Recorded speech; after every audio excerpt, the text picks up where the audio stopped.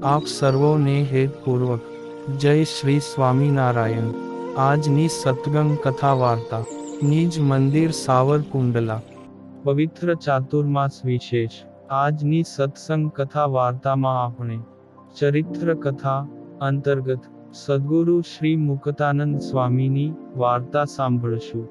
ગઢપુરમાં દાદાના દરબારમાં લીંબતરુ તળે પૂર્ણ પુરુષોત્તમ નારાયણ ભગવાન શ્રી હરિ ગાદી તકીએ વિરાજ્યા હતા ને સન્મુખ સંતો અને હરિભક્તોની સભા બેઠી હતી ને જ્ઞાનવાર્તા ચાલતી હતી। ત્યારે સદ્ગુરુ શ્રી મુક્તાનંદ સ્વામીએ હાથ જોડીને મહારાજને વિનંતી કરતા કહ્યું કે હે મહારાજ, કાનિક અંતરમાં શાંતિ થાય એવી વાત કરો।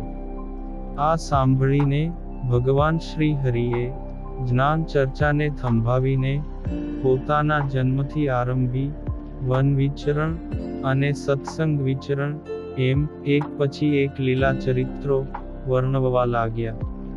અંતમાં ઉમેર્યું કે ભગવાનના લીલા ચરિત્રો ગાવા ને સાંભળવા એમાં જ શાંતિ સમાયેલી છે।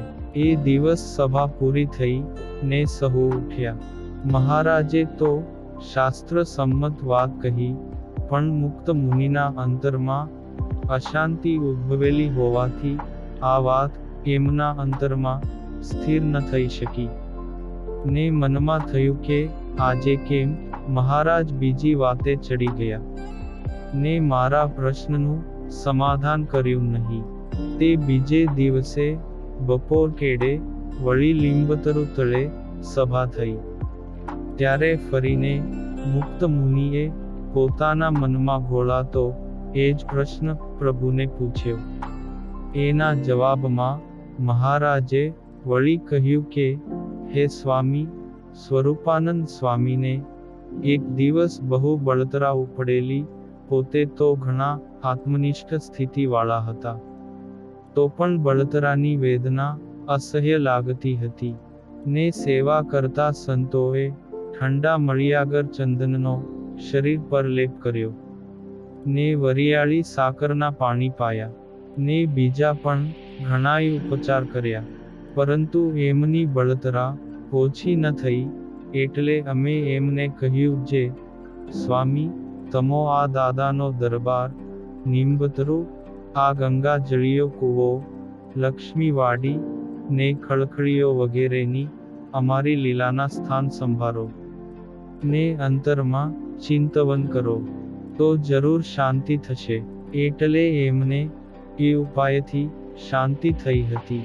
આમ મહારાજે ઘણીક વાતો કરી ને મુક્ત મુનિની મૂંઝવણ ટાળવાની રીતો બતાવી, પરંતુ કોણ જાણે કેમ થયું કે મુક્ત મુનિને એ કાની સમજમાં ન આવ્યું। એમની જે અશાંતિ તેમાં ઉમેરો થતો ગયો ને ઊંઘ પણ હરામ થઈ ગઈ। ધ્યાન ભજન ને માળા કરવામાં મન સ્થિર થઈ શક્યું જ નહીં। વળી ત્રીજે દિવસે સભામાં એનો એ જ પ્રશ્ન સ્વામીથી પૂછાઈ ગયો, કારણ કે સ્વામીને એમના અંતરમાં અજંપો અને અકળામણ ઉભરાઈ રહ્યા હતા। એમનું હૈયું ભારે વેદના અનુભવતું હતું, શરીરમાં ક્યાંય સુખ થતું નહોતું, શાથી આમ થઈ ગયું।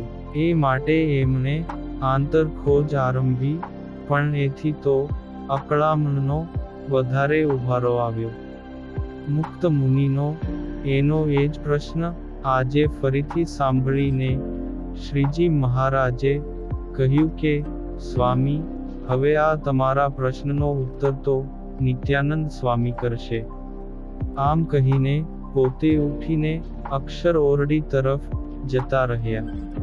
સંતો ને હરિભક્તો સહુ સભાજનો પોતપોતાના સ્થાને ગયા ને મોટેરા મુક્ત મુનિ અને નિત્યાનંદ મુનિ પણ પોતાના આસને આવ્યા।